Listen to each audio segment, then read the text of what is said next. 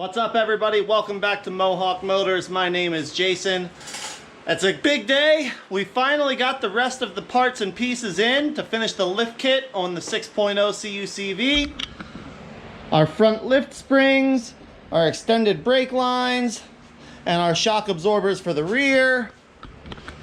So let's go and get this stuff put on there. The last video we put the shackle flip in the rear. So we'll get the rest of these parts put on and this thing should be ready to drive. Whew, I gotta tell you, it's a hot one today. But we got the truck up on jack stands. We've got the axle hanging. It's actually just barely supported by the jack under there. So the next thing to do is get the leaf springs out and get the shocks undone. Now, I'm gonna replace these shocks with the shocks from the rear. They're not perfect, but they're close enough and it saves me about 150 bucks. So I'm gonna move those rear shocks up here. They're practically new. The guy put them on right before I bought the truck. So at this point, I don't feel the need to buy a new set of front shock absorbers. But let's get these leaf springs and these shocks out of here. I'm pretty sure I've said it in previous videos, but a large reason why I bought this truck was because the bottom of it was so clean and had so little rust.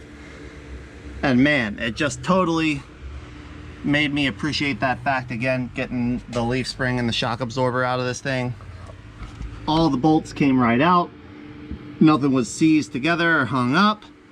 So now I've got to figure out which way to orient my new leaf springs, and the spring eyes in my new leaf springs are a different dimension than the stock springs.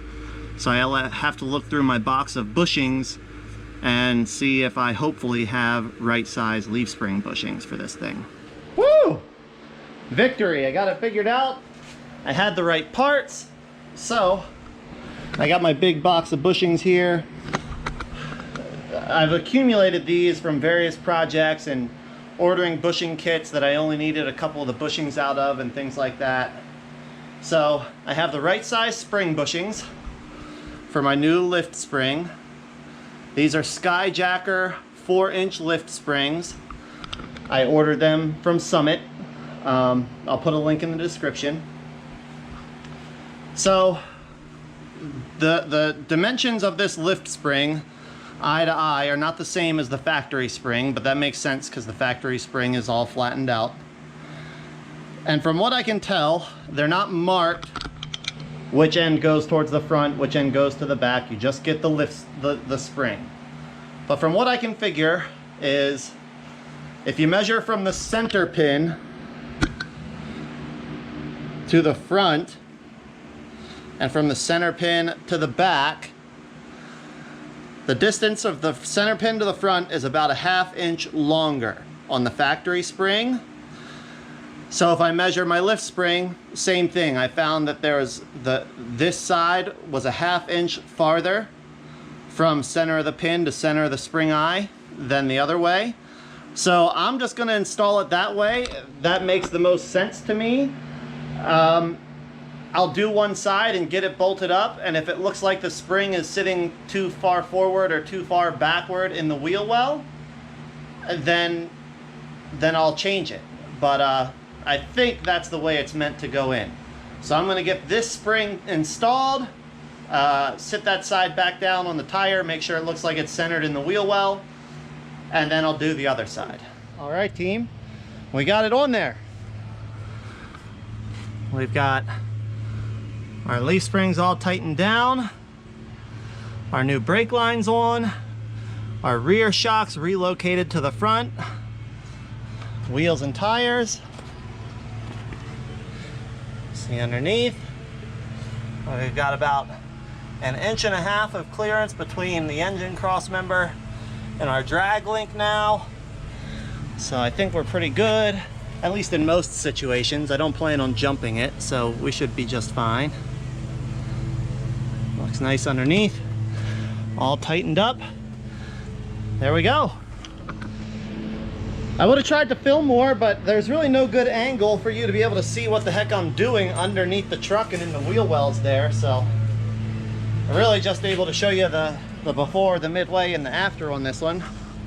What I'm really happy about is, look at how that thing is sitting. I hope it shows in the video, but it's nice and level. I'm happy with the pinion angle in the rear. It's only about a half a degree off between the yoke of the axle and the transfer case output, which really isn't bad at all. I am gonna have to get my front drive shaft extended. So I'm gonna pull it off of there and just put a few miles on the truck first, let the leaf springs settle a little bit, and then I'll take a measurement and take my drive shaft to get it lengthened a bit. Okay, everybody, it's the next day. I'm back to work on this thing. All I have left to finish this up is I need to get my rear brake line replaced here. I've got a longer extended brake line from Skyjacker, and then I need to get my 2 rear shock absorbers mounted. So I'm gonna do the brake line first. It should be pretty straightforward, remove and replace. Hopefully nothing is seized up or it doesn't give me too many issues coming apart. And then I'll get the shocks put on.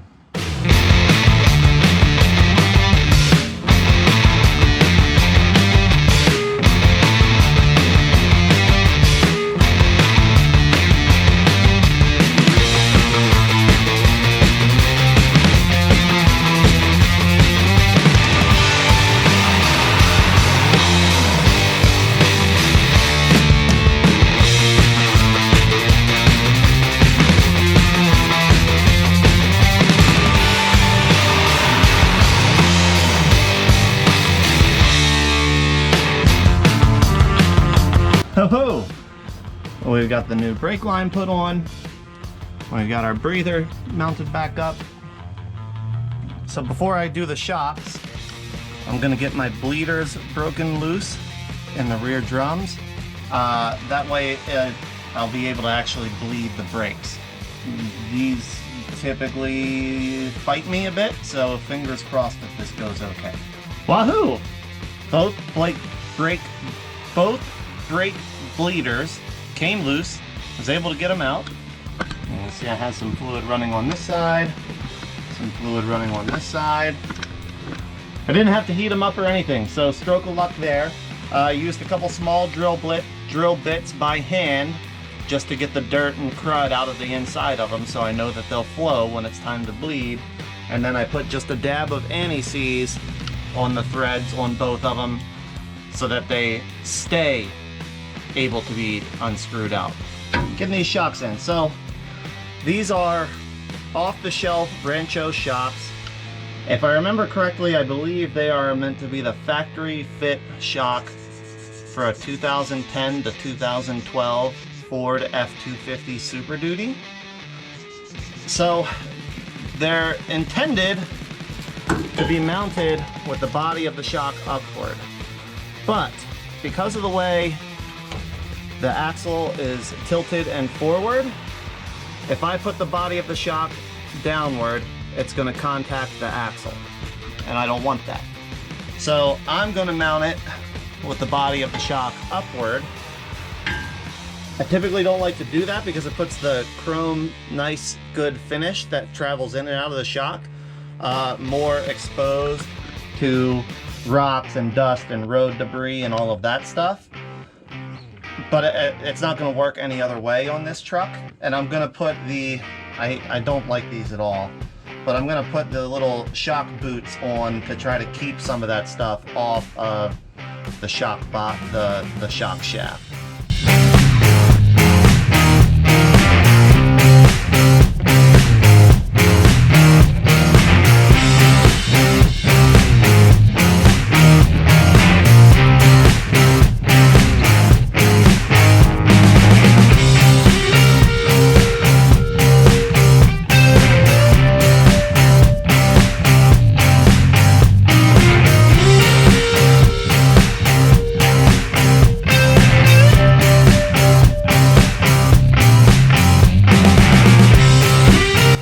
Everybody, well, we've got our front bleeders ready to go now.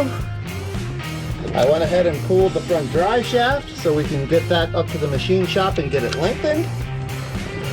Our rear lift is done. That's ready to be bled also.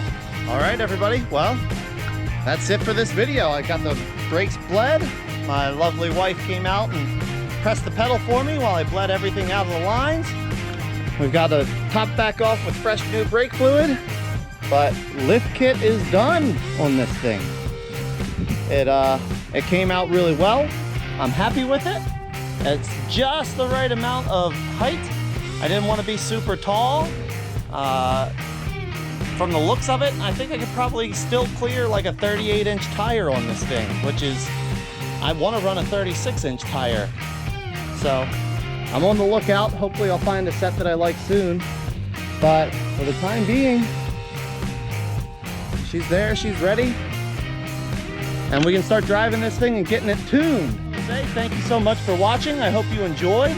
And be on the lookout for the next update on this project. Looking for tires and doing some tuning. Thanks again. We'll see you soon.